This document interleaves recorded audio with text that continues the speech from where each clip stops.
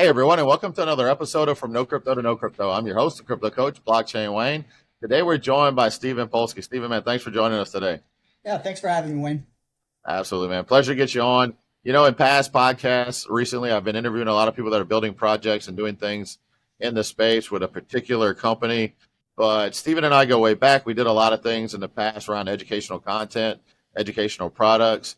And so I wanted to take a different approach, get back to the ethos of this podcast from no crypto to no crypto is to focus on educating people on some of the basics of crypto, talking a little bit about the space, about the evolution of the space, kind of like Steven's shirt there, evolution of money, right? Like that. I think we both got the Bitcoin propaganda gear going on, right? So, Absolutely. yeah, and so it's important to talk about some of those things, even down to the gear we wear when we're in public or on cast broadcast, and while we're doing that. But Steven, man, before we jump into what you're doing now, I know you're doing a little bit of everything, but can you tell us a little bit about your background, man, and kind of what had you jump into the space? Originally, so like way back, way back in the day, I was an intelligence analyst in the military, got like a really deep experience of how screwed up the world is, and to the point where I was just like, wow, we have the United States has such domination of the planet and causes so many problems with that. They control the banking system, so in order to fix the problems, you need to fix the banking system. And then lo and behold, like kind of at the same time this all happened, Bitcoin came out. I learned about the problems and then I learned about Bitcoin. I was like, I saw it, I read it. I was like, no way. This is this is the solution. And I was all in. I had that perfect translatable experience. And took a little time to actually get in because you had to go into the dark net. I had to familiarize myself with everything, and then by like 2013, I was all in, and had to make my natural mistakes like we all do because crypto is all about, it's hodl. Just hold your freaking Bitcoin and don't do anything, and you would have made way more money than chasing all of the shit coins that come out. And that's where I've taken my little niche, and I've protected people, or I make it so send out education to protect people from making all the mistakes I did, because your education's gonna cost you one way or another. Right. Right. And a lot of us, man, we let our greed kind of overshadow. In the beginning, it's our ignorance of other things that we may use Bitcoin to purchase to go into some of these investment schemes or something that end up collapsing. Or I was telling somebody just the other day, if I would just have not just Bitcoin, if I would have the Ethereum that I used to buy in the ICOs in 2017, that alone would be a decent chunk. Oh man, the amount of times I would have been a millionaire from doing nothing is disgusting.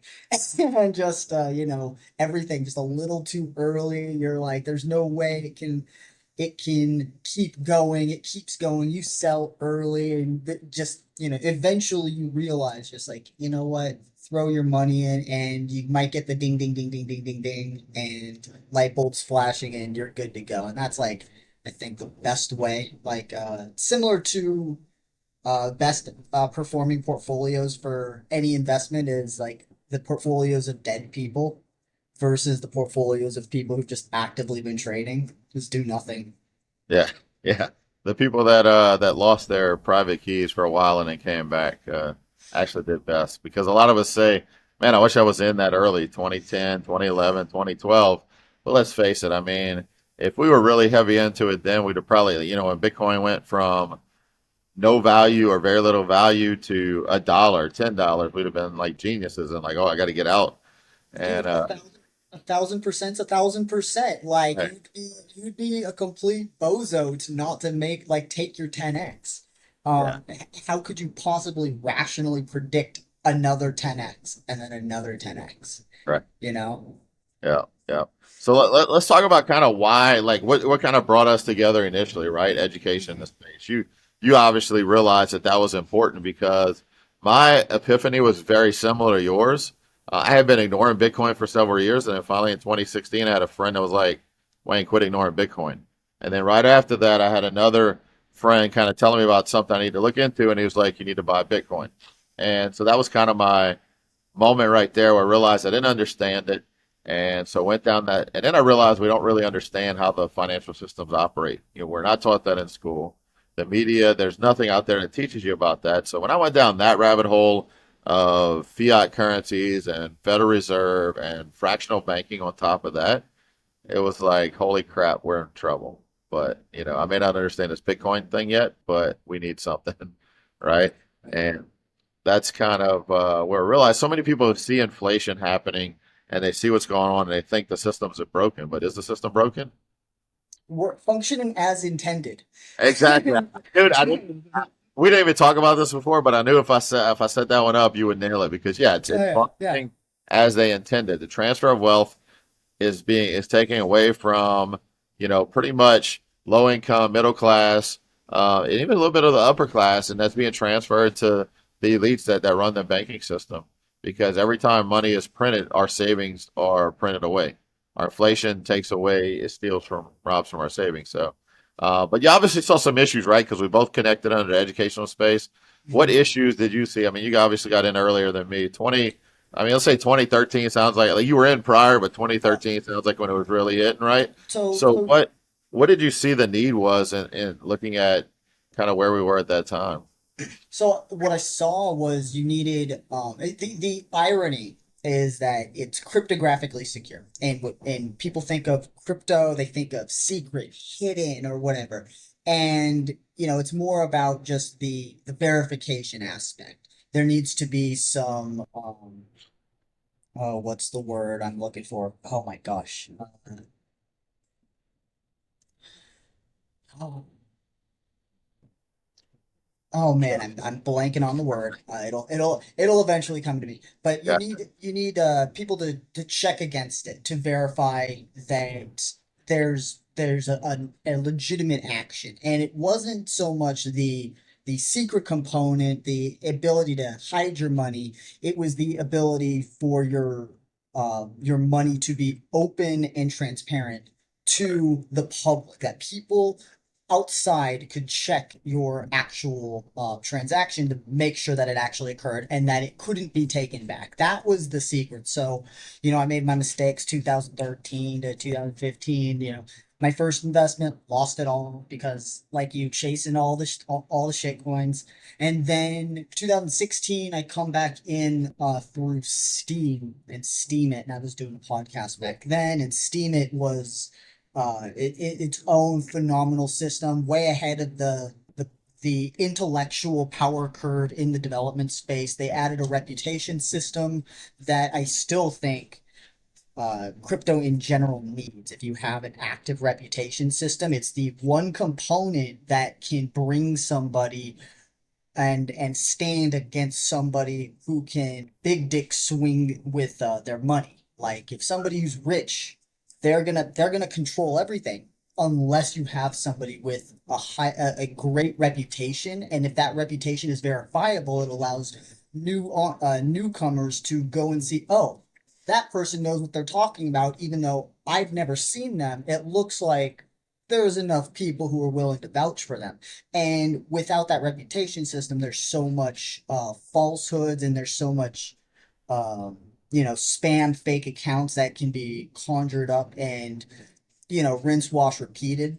So that's like that one thing. And Steam it had it. So I was back in there and kind of just doing this. But then I noticed that there's, crypto in general goes through these like predictable cycles. It's the same cycle every single bull run, every single bear market.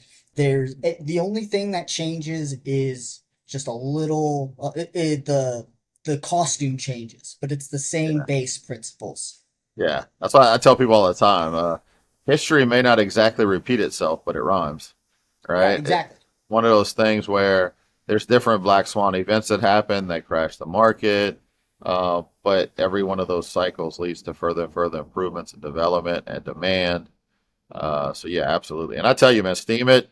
If you guys aren't familiar with that, Steam It was a great platform. I think it was just before its time, before the world was ready. And we hear about that. And you're just thinking about traditional companies, right? Pets.com had the idea of selling pet supplies online way too early before people were open to the idea of buying online. and they went out of business long before online shopping became prevalent.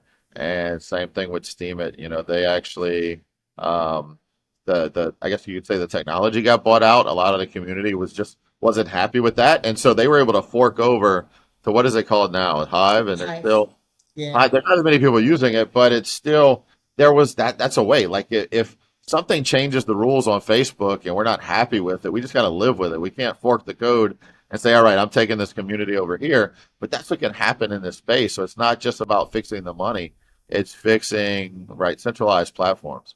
And we were talking about that. You want to kind of talk about that a little bit? I mean, we talk about Bitcoin is probably the hardest money out there, but we have to fix more than the money, right? Yeah, you need to fix well, you need to fix the word I was looking for was consensus.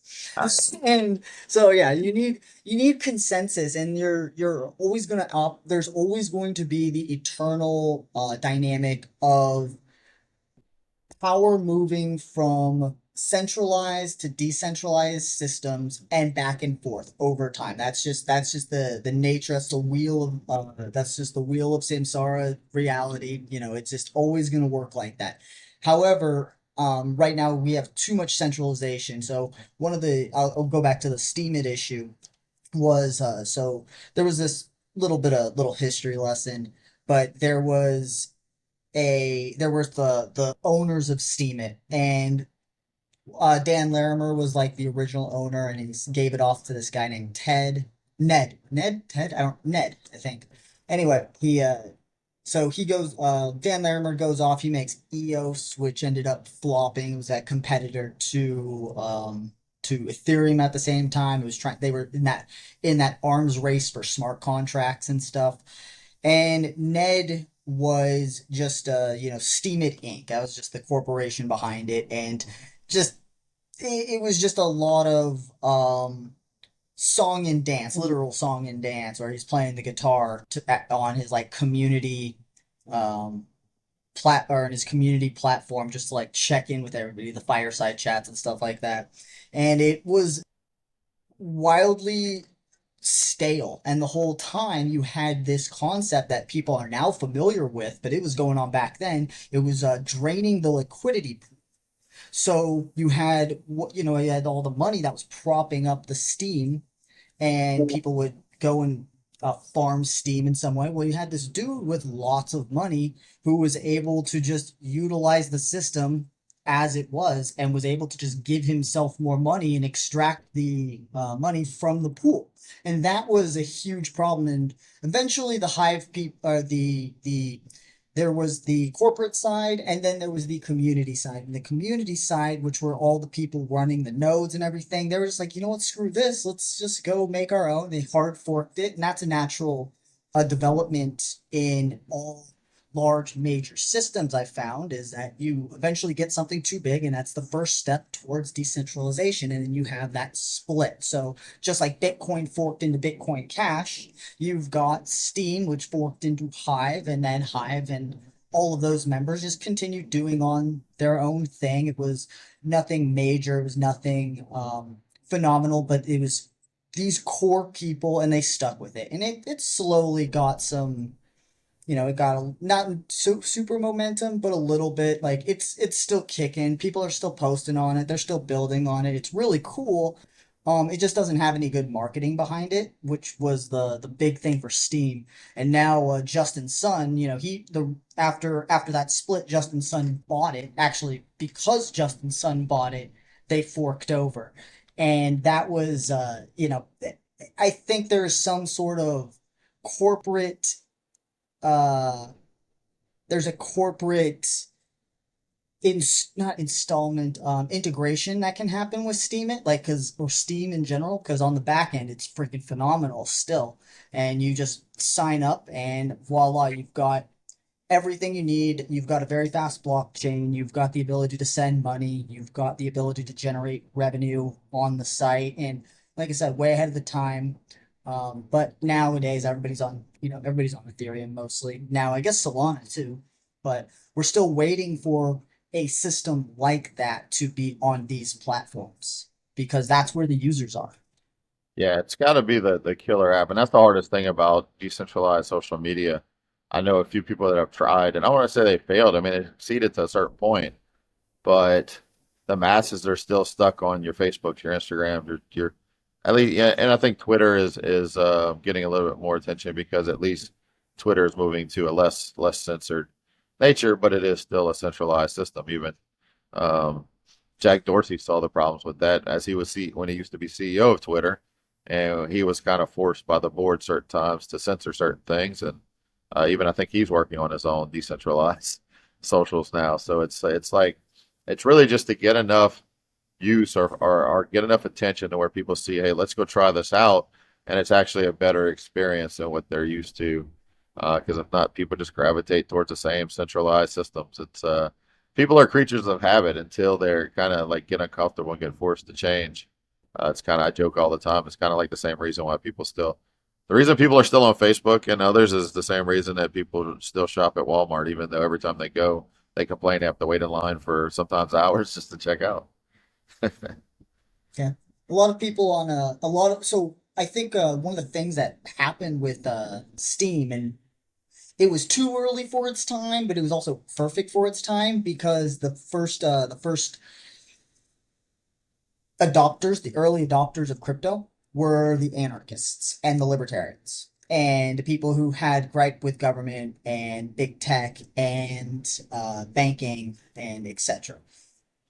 And they were the first adopters of Bitcoin, and then they got came into Steam, and then that was like the corporate media answer because there were a whole bunch of people who were experiencing censorship before we even knew that there was a big problem with censorship on the internet. These guys were Yeah. 8 years ahead of that. They were telling me about it, and I saw it. I was like, oh my God, this I've never seen this kind of content before, and it's all things like peaceful anarchism and like the deeper nuances of why the banking system or why the stock market is corrupt and all that stuff. And those people come from they were in those corporations. They saw it, they started their blogs, and they were immediately silenced. They got removed from Facebook, they got removed from Twitter, they got removed from Instagram, all of it. And so they found Steam, and it started off as this magnificent free speech platform on the blockchain.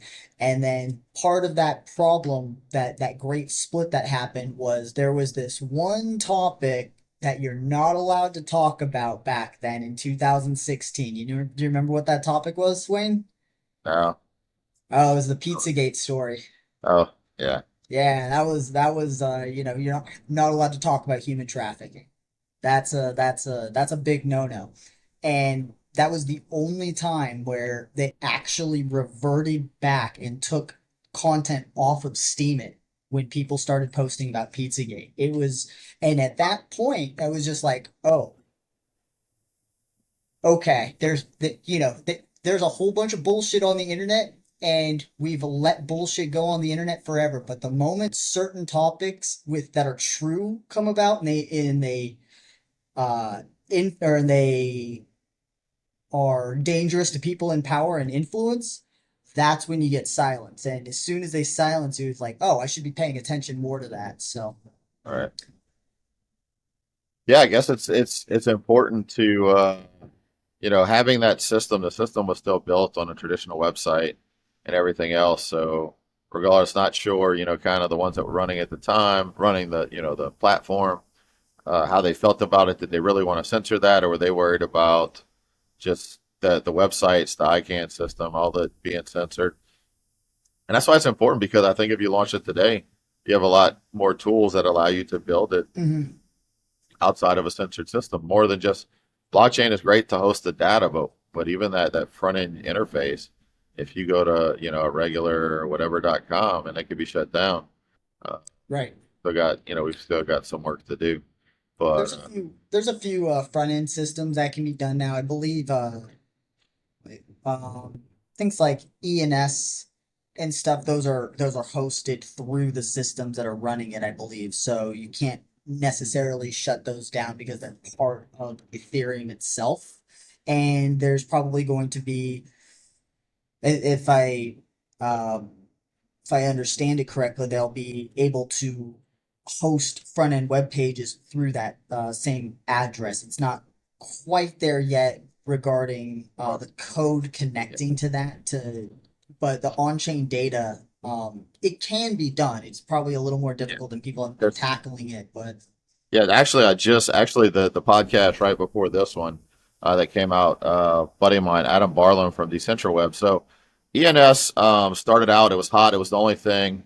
There's been some other Web3 domain service. Even us at FIA, we do it, but we don't do it around building websites.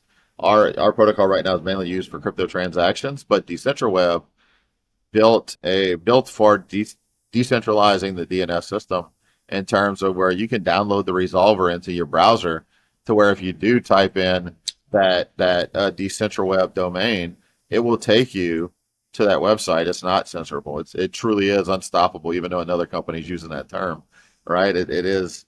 It gets to where that's where we can get truth out because when truth comes out and it starts making some people at the top that maybe have abused their power or abused their positions. That's where censorship happens, and I think it's important to have those systems because it's not about misinformation. It's really about getting people the information and letting them decide on what they believe, what they don't. Because we saw that with this last cycle where a lot of viewpoints, even doctor viewpoints, were censored during COVID. And come to find out, they were right. Right, those doctors that were being censored were right, and many others.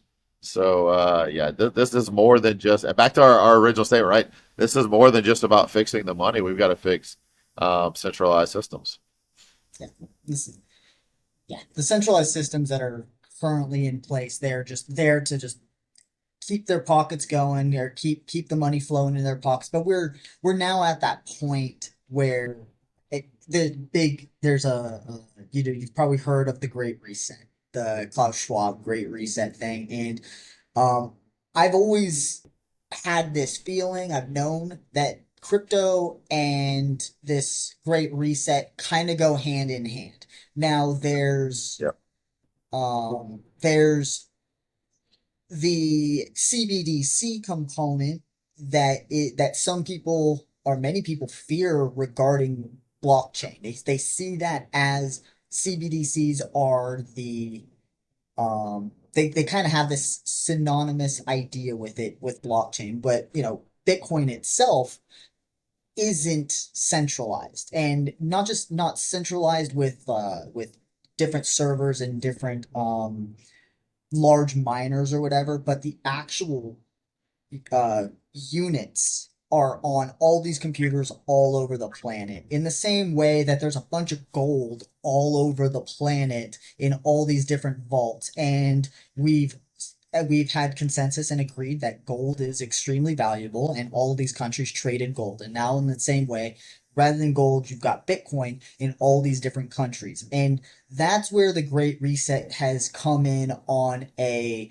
monetary level. It's not just because they're going to press a button, wipe everybody's bank accounts, chaos, mayhem, and everybody's going to fight, and you're going to need bullets to stay alive. It's not, doesn't quite work like that. There's more nuances to how things are going to restart. Like, you've got certain countries that have, they've failed. Yeah, there was definitely some disruption, some people who couldn't get food, but more or less people had enough food, people buying together, and they figure out a way to get through the first few weeks. Like, generally speaking, not everybody's at each other's throats to get resources. Like, it's easy enough to acquire what you need to get by.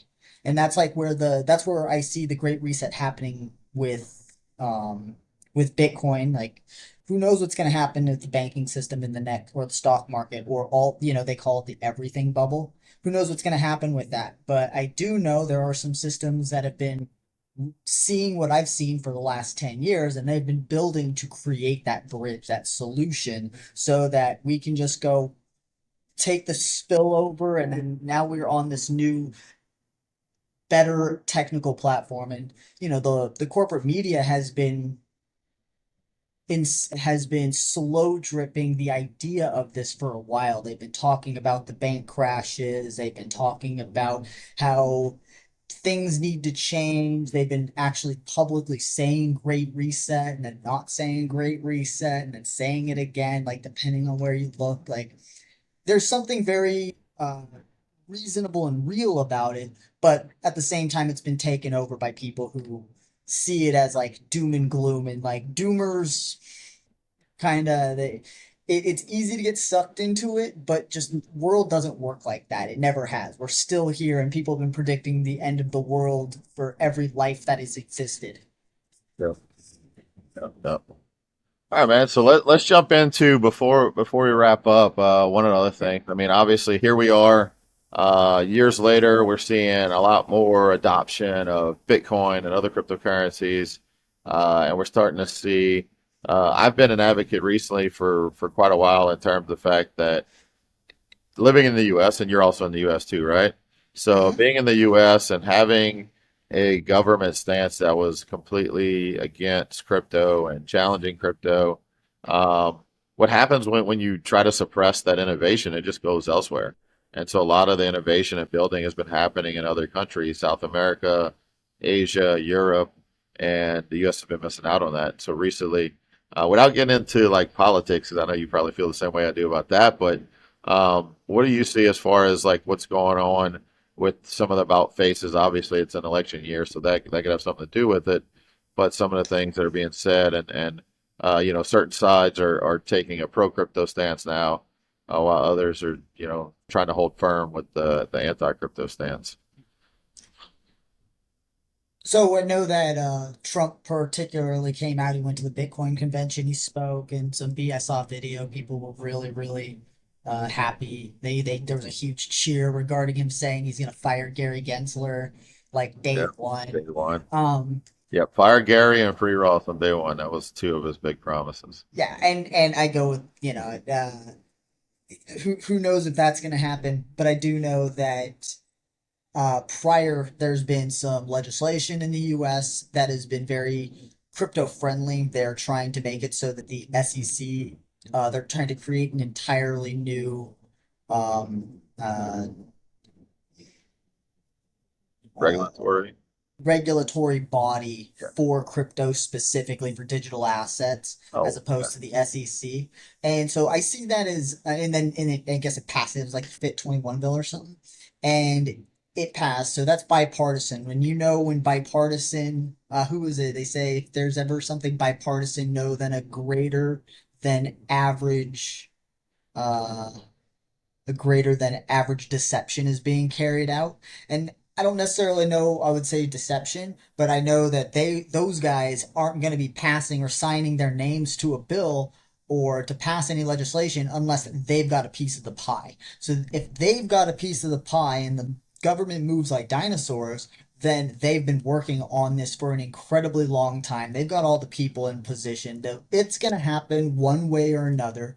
Now, whether it's going to be for that whole Great Reset, Klaus Schwab, CBDC thing, or we're going to see it as Trump's been saying he wants to have a Bitcoin reserve and all that stuff, yeah, which I think that's the sauce. I think yeah. having that kind of potential global digital reserve is the real way we actually save a world economy. Then you can have your CBDCs and you can have that in somewhere else. But as long as you have some place where it's absolutely free and that is the basis of the system and that's the desired asset, well then now the reset has happened. The game is has changed. Yeah. Yeah, and I'll just say this because we're coming up one time, but I Hmm. would say definitely agree with what you said there. I would challenge everybody go to Bitcoin Magazine's YouTube channel or go to Rumble or wherever else you watch it, and you can see Michael Saylor's speech about companies and countries using Bitcoin as reserve assets, and it was really eye opening. Like we always know, like you and I have known how important that is, but the way he breaks it down is really good. You can see why that's important for future sustainability because the path we're on right now really leads to a weaker U.S. And if you're in a country that has an anti-crypto stance, same thing. You have a weaker economy, jobs and innovation are going elsewhere. So either people are leaving to go work elsewhere, or those jobs are leaving and the people that are missing out on those jobs, that money being spent back in the economy is a lot less. And you're right, because at the end of the day, we all just want fundamental freedoms. And so people are starting to rebel against things that infringe on that. And I think many people were asleep for quite a while and starting to see. I think COVID was an eye opener. Inflation has been an eye opener for people. We've had inflation all along, but the acceleration of inflation, should I say, Yeah. it really opened a We lot of hit, eyes. we hit hyperinflation in 2021, like officially hyperinflation. Yeah, And historically, no country's economy has survived hyperinflation. It's always been just like a matter of time once they've hit that point. So, the US has hit that point, and I'm not sure what's going on with other countries, but I've heard their economies aren't doing too well either. So, yeah, yeah. This is definitely something we could do. Now, I've heard the saying many, many times: "Fix the money, fix the world," and that really is true because if people aren't free and can't provide for the way they live, that's what leads to a lot of other issues, right? And so that's just, but it's one piece, kind of like the church says, right? Separation of money and state is just really taking the control of the money away from the people that have already corrupted what they had, right? You broke this, or you didn't break the system, but you kind of made it to where it looks like a broken system to benefit yourselves. Well, we're going to say, okay, here's the digital side of that. Do that here too. no, yeah, that and eventually, and as we've seen with, like I was saying with Steam and what we've seen in Ethereum and that whole market is like you're always going to have bad actors. Right. You just got to make sure that the bad actors don't have a majority of the money because then they'll steal the rest of it. As Right. long as there's enough people, honest people who've got a majority of the wealth, the bad actors will try to get more of the wealth, but it'll take a lot longer as long as honest people continue to be honest with money. Yeah. Absolutely, man. So, Stephen, it's been a pleasure having you on, man. I wish we had more time. I like to keep these episodes around 30 minutes or so, but definitely great talk. I would challenge everybody to learn more about this space. Any final words from you? No, I don't really have anything. Just stay free. Absolutely. I know a lot of your content or a lot of what you do is for other teams, other projects, but is there anywhere you want to tell people maybe to follow you, like on X or anywhere else? Yeah, you can follow me on, let me see, Sneaky Squirrel at a circle Sneaky Squirrel and or the Cryptic Cafe. All right. Both of those links will be in the comments of this podcast. So make sure to check it out there. That's it. Steven, man, thanks again for joining today. It's been a pleasure having you on, catching up a little bit, talking about what's Yeah, going on. I man. think we could probably have this conversation for hours, but for the sake of time, Totally. we'll probably schedule a round two in the future. Yeah, absolutely. Just let me know when and where. I'll keep talking and love talking with you, buddy. Absolutely same. All right. That's it, everyone. Thanks again for listening, and we will catch you on the next episode. Take care, everybody.